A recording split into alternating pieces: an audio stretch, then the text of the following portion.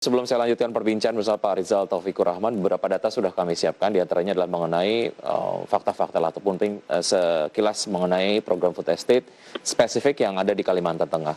Terkait dengan kebutuhan anggaran sebanyak 2,2 triliun rupiah digunakan untuk pemanfaatan lahan rawa menjadi area sawah dan bantuan sarana produksi untuk lahan rawa produktif.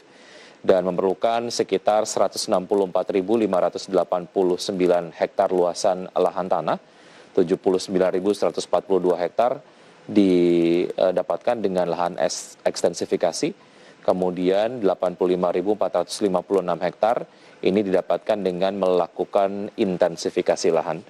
Dan berikutnya adalah mengenai proyeksi produksi maksimum food estate Kalimantan Tengah menurut daerah irigasi. Satuannya adalah ton per hektar.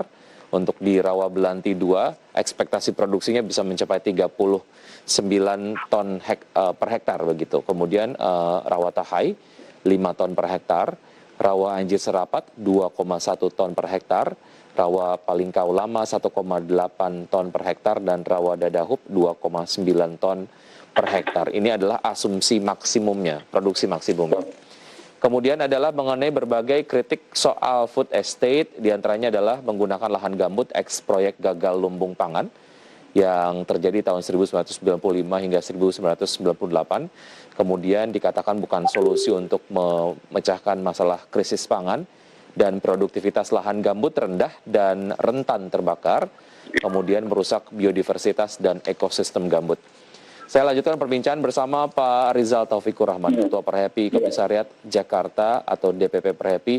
Pak Rizal, sebelum saya membahas data-data yang tadi sudah saya sampaikan, saya ingin membahas mengenai apakah kementerian dan lembaga kita cukup antisipatif terhadap kendala-kendala teknis yang bermunculan pada saat program ini berjalan.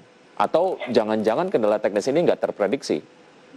Ya, memang kalau dari aspek sarana prasarana ya untuk menunjang budidaya ini sukses gitu ya, berkaitan dengan tadi katakanlah di Kalimantan Tengah, optimalisasi peran KL atau UPTD yang ada di daerah sebagai kepanjangan tangan dari Kementerian Pertanian atau KL khususnya, itu saya kira sudah all out gitu ya, misalnya mekanisasi dan juga berbagai support ya atas kesuksesan dari produktivitasnya.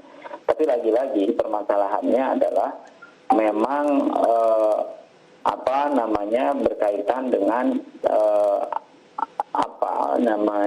optimalisasi dari peran dari sarana prasarana itu.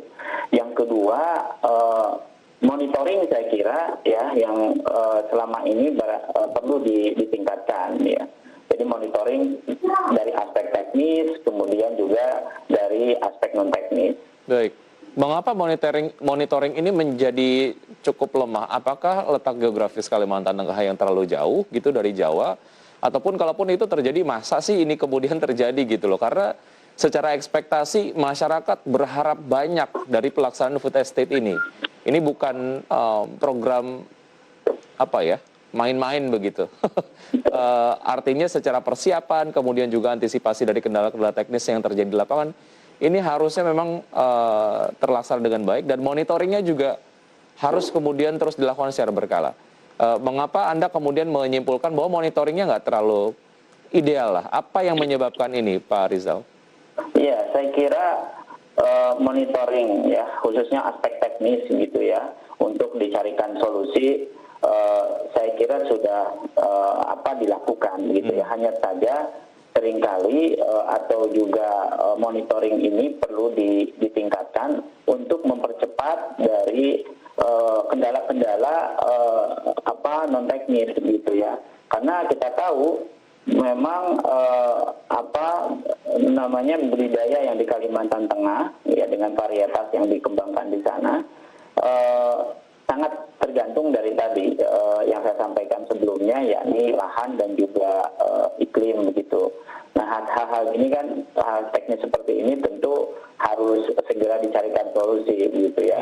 Bahkan berbagai kendala-kendala seperti sarana prasarana ataupun misalnya berkaitan dengan penunjang begitu dari keberhasilan budidaya ini menjadi penting.